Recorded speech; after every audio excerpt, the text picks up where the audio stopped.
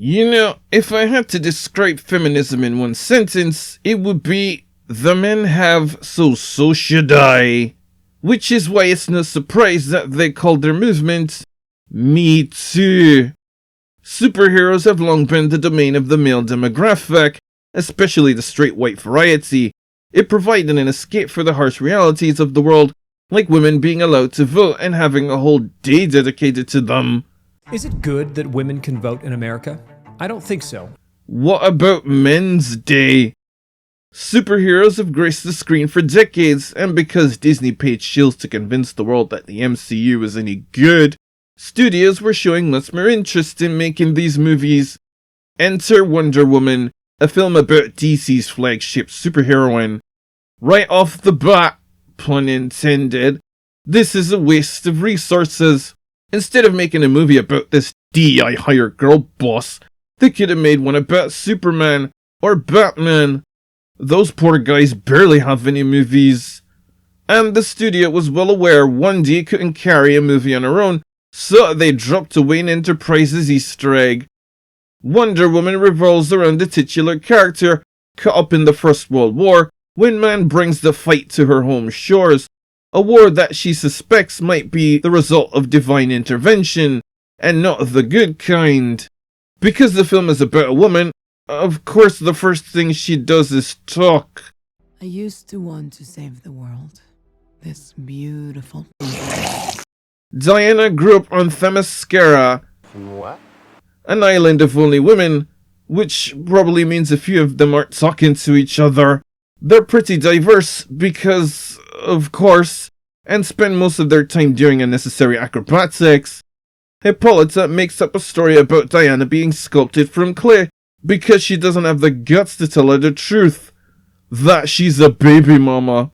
Now you're a single mom.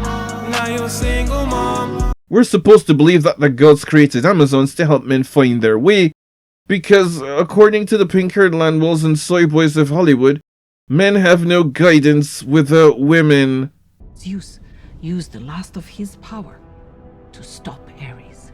Okay, so he's got no strength left. So Zeus left us a weapon. Wait, I thought he had no strength left. With his dying breath, Zeus created this island. This guy's power looks like Return of the King, it just won't end. Queen Hippocampus takes every chance she can to belittle men. The apple doesn't fall far from the tree. Diana herself even takes a job at the sacred institution of marriage. Once again, the film's attempt to undermine the tradwife and push that girl boss feminist agenda. By the time Diana grows up, I've got only one question. Where am muscles? I mean, don't get me wrong, I don't want my girls chubby, unlike The blacks. if Alexis ever goes higher than a size 3, we're done. And I know Linda Carter played a slender Wonder Woman as well, but if my neighborhood is ever attacked by the likes of Darkseid, I might be inclined to give Diana a sandwich. Or better yet, tell her to get back in the kitchen and make herself one.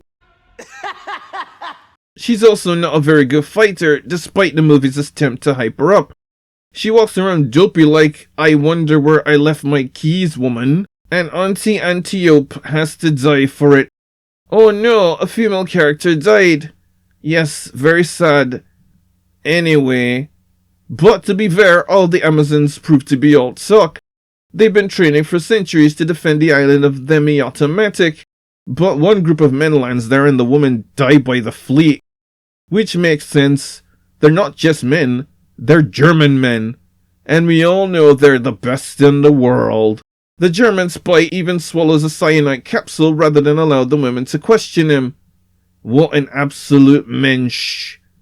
And when they do manage to capture a man alive, the first thing the women do is force him to talk about his feelings.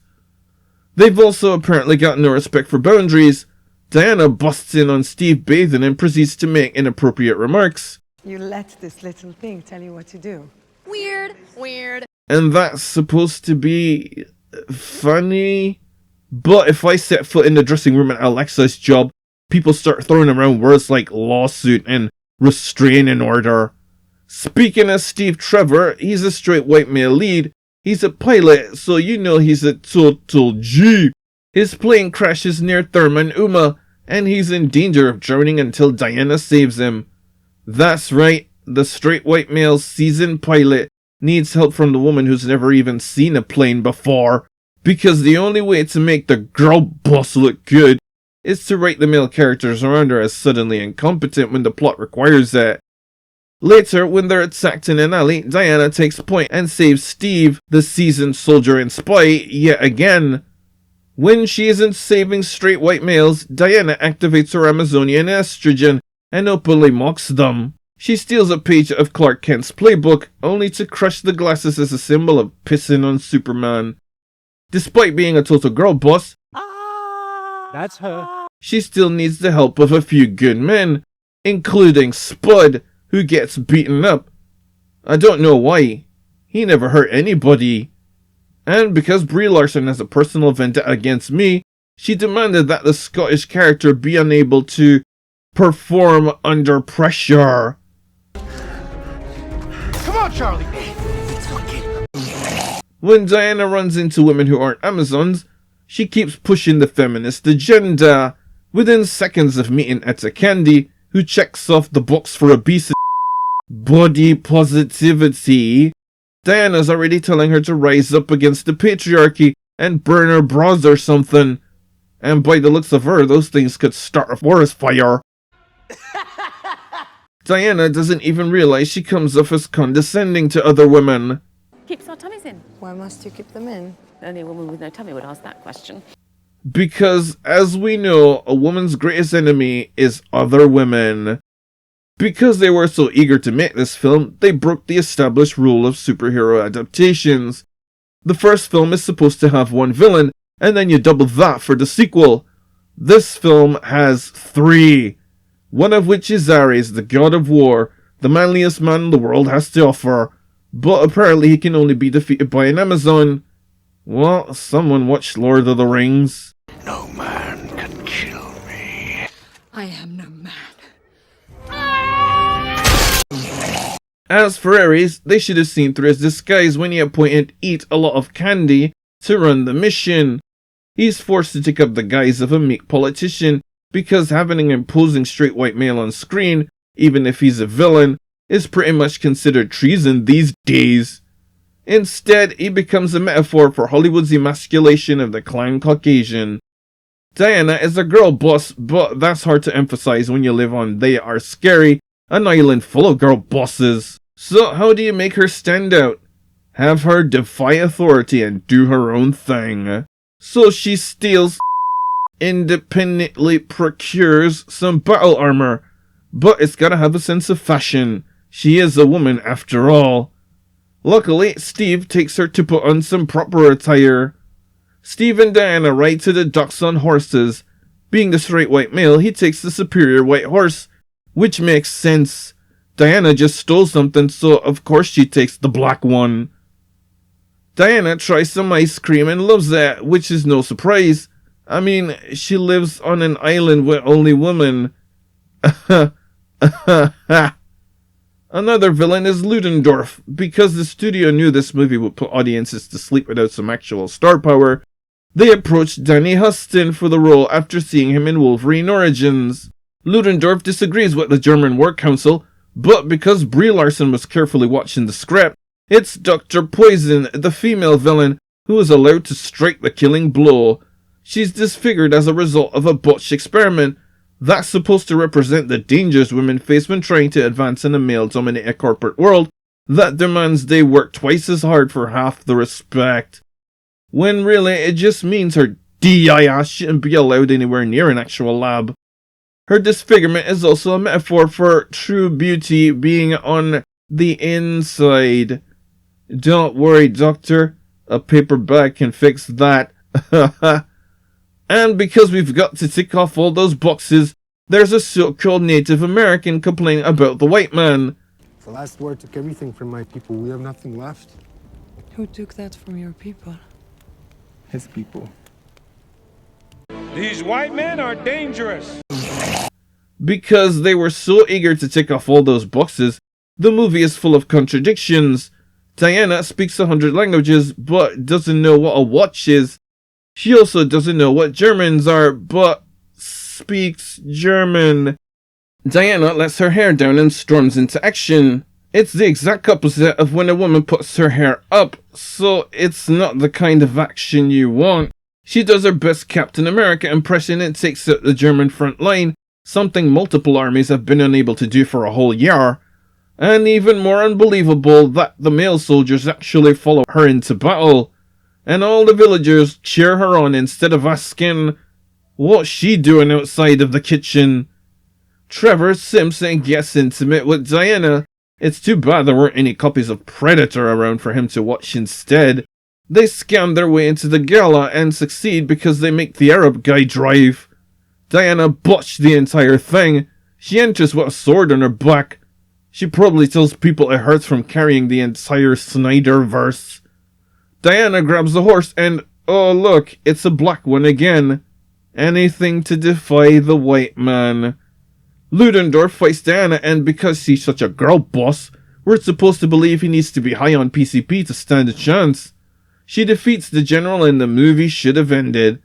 Unfortunately, The Walking Dead demanded that it's not enough for Diana to kill one male villain, so they make her fight another one. Kill the white man. Act 2. Because female superheroes have nothing interesting to offer themselves, the movie's not done ripping off. Let's see. A villain from a more powerful species tries to enlist the aid of the main character, also a member of that species, Then you would join me. to wipe out the humans and recreate the world as a paradise for their own kind. I could never be a part of that. Now, where have I seen that before? And now it's within your power to save what remains of your race. I can't be a part of this. One of the pink-haired Landwell writers remembered that they stole Captain America's shield bit and realized that he too was named Steve. And they were like, hey, what if he sacrifices himself on a plane stuck with deadly weapons too? And it's no coincidence that they were both played by an actor named Chris.